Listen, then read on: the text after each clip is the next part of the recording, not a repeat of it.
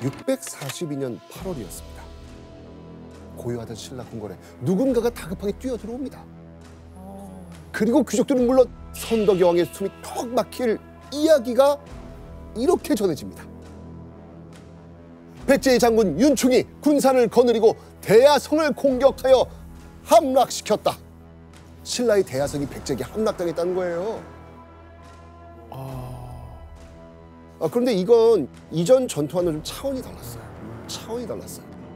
자, 대야성 위치를 한번 보세요. 지금이 합천인데요. 문제는 낙동강에서 수도 경주까지 직선 거리로 그리 멀지 않다는 거예요. 바로 맞네요. 그러니까 대야성이 함락되면서 수도 경주가 위험해지는 겁니다. 선덕여왕은요, 어떻게 해서든 이 위기를 타파하고 신라를 구해야만 했습니다. 어떻게든 백제는 막아야 되는 상황이잖아요, 지금요. 네. 선덕여왕은요, 이 위기의 신라를 지키기 위해서 이곳으로 김유신과 군사를 보냅니다. 바로 암양주, 지금의 경북 경산 지역입니다. 자, 위치를 좀 잘 보세요. 이 암양주가 수도 경주를 지키는 마지노선이라고 보시면 돼요. 이 암양주 뚫리면 어떻게 되는 걸까요? 다 뚫리는 것 같은데요? 그래서 선덕여왕은요, 암양주에 이 군사를 집중 배치해가지고 백제 침략에 대비하려고 했던 겁니다. 자, 그렇게 김유신이 암양주를 지킨 이후 다행히도 백제가 더 이상 경주로 진격하지 못하게 막아내는 데 성공합니다. 그런데 643년 또 하나의 충격적인 첩보가 들려옵니다.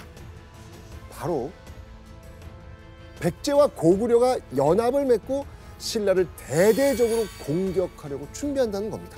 큰일 났구나.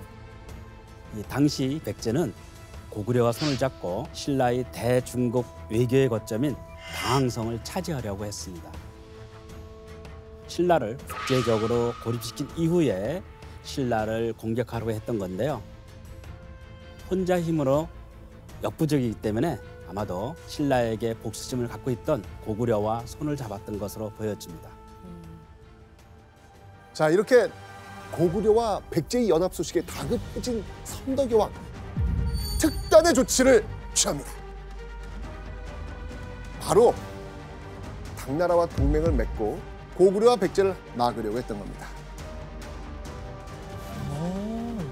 선덕여왕은요, 당나라의 군사 지원을 요청하기 위해 급히 사신을 파견합니다.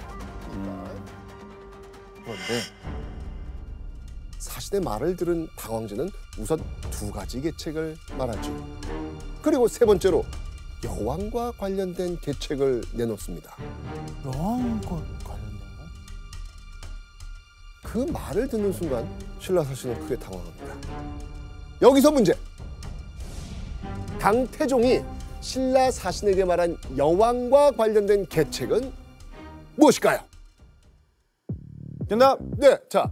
일단은 그 여왕을 폐위시키고 다른 우리나라에 어떤 사람을 앉혀놓고 뭐 너희들에게 더 좋은 뭔가를 주겠다 이런 식으로. 왜 이렇게 길어요? 자, 여기를 좀 정리하면 되겠습니다. 정답. 여왕을 바꿔라. 에? 예, 방향은 좋았습니다. 네, 일단 오답. 네, 정답! 네, 정답! 당나라에 있는 누군가를 당신의 그 신라의 왕으로 앉히겠다. 그겁니까? 네. 거기서 끊겠습니까? 아까 또 길다고 하셔가지고. 정답! 거기서 끊겠습니까? 정답! 네네 일단. 정답! 오! 그러니까 당태종은 신라 사신에게 이렇게 말했다고 합니다. 여자를 임금으로 삼아서 편할 데가 없는 것이다. 그러니 나의 종친을 보내 신라 왕으로 삼고 보위하도록 하겠다. 그거 안 도와주겠다는 얘기 아니에요? 그러니까 이제 그만큼 이제 노골적으로 여왕을 비웃고 모욕하는 그 발언을 서슴지 않았던 거예요. 당장 알겠다고 말할 수 없었던 신라 사신은 사실 그대로 선덕여왕에게 당태종의 제안을 고할 수밖에 없었습니다. 자, 이 당태종의 제안을 들은 선덕여왕의 심정은 어땠을까요? 이거는 뭐 화가 나요. 약간 화도 나겠지만 상황이 이 지경에 이르렀다라는 것이 좀 처참하게 느껴졌을 것 같아요. 그렇죠. 이 무례하고 모욕적인 당황제의 언사에 아마 속으로 치가 떨렸을 겁니다. 그런데 선덕 여왕은요, 몇 개월 후 작심한 듯 다시 사신을 보냅니다. 자, 그런데 이때 선덕 여왕은 의외의 물건을 사신에게 함께 보냅니다. 사신의 손엔 선덕 여왕이 보내는 신라의 토산물이 한가득 들려 있었습니다. 이거 뭐지? 선덕 여왕은요, 모멸감을 느끼긴 했지만 신라의 운명이 걸린 상황에서 자존심을 세우고 당나라와 척을 질 때가 아니라고 판단했던 거예요.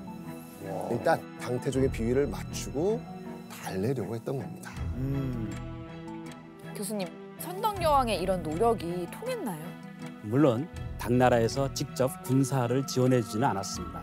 그러나 당나라에서 고구려에 사신을 보내서 신라를 공격하지 말도록 압박을 가했습니다. 그러면서 고구려가 당나라와의 일전이 급해지니까 신라에 대한 공세를 누그러뜨리지 않을 수 없었습니다. 직전까지 계속 수세에 몰리면서 벼랑 끝까지 내몰렸던 신라. 그런데 이때 신라에 대한 고구려의 공세가 느슨해지니까 선덕 여왕이 그 틈을 타서 백제에게 빼앗겼던 성을 찾아와야겠다 결심을 한 거예요.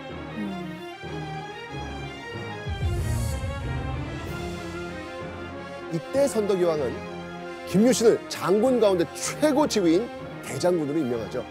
그러니까 김유신을 전적으로 믿고요, 그 막중한 임무를 맡긴 겁니다.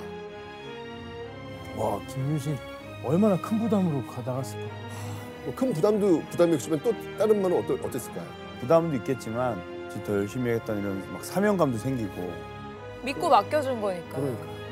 그런 여왕의 신임을 받은 김유신은요, 백제 가해성을 비롯해서 7개의 성을 함락시킨 거예요. 그런데 그때 이 충격적인 소식이 또 들려오네요. 백제군이 또 신라를 공격했다는 겁니다. 또! 진짜? 이때 선덕 여왕의 믿을 구석은 누구밖에 없다? 김유신. 그렇죠. 선덕 여왕은 급히 김유신을 조정으로 부릅니다. 그런데 문제가 있었습니다. 이제 막 전쟁 끝나고 돌아오는 길인데 집이 코앞인데 이런 얘기 또 들은 거예요. 그런 상황이었어요? 네. 이제 좀 지쳐서 이제 좀 쉰다 하고선 아이고 좀 쉬자 했는데 갑자기. 아시잖아요. 한번 링에 올라가서 한번 쏟고 나오면 어떻습니까? 그래 선수들은 그렇게 한번 하고 나면 몇 달 쉬어야 돼요. 그러니까 내려왔는데 다시 한번 올라가래요. 갑자기 저렇게. 네. 지금 우리나라에 그게 당신에게 나를 한 번 올라가라고요? 일부러 져야 되나 이거 어떻게 해야 되나. 자, 그래서 그때 선덕 여왕이 김유신에게 이렇게 말합니다. 나라의 존망이 공의 한 몸에 달렸으니 바라건대 수고로움을 꺼리지 말고 가서 이를 도모해 주시오. 진짜 대단한. 근데 뭐 명이니까 일단 받들지만은 그냥 가면서 계속 잠깐이라도 잘 수 있는 방법을 구했을 것 같아요. 너무 피곤하니까. 김유신은요, 결국 집에도 못 간 채 또 전쟁터로 나가야만 했습니다. 자, 그렇게 김유신은 선덕 여왕에게 충성을 다했고요. 선덕 여왕은 승전거를 올리는 김유신을 무한 신뢰했습니다.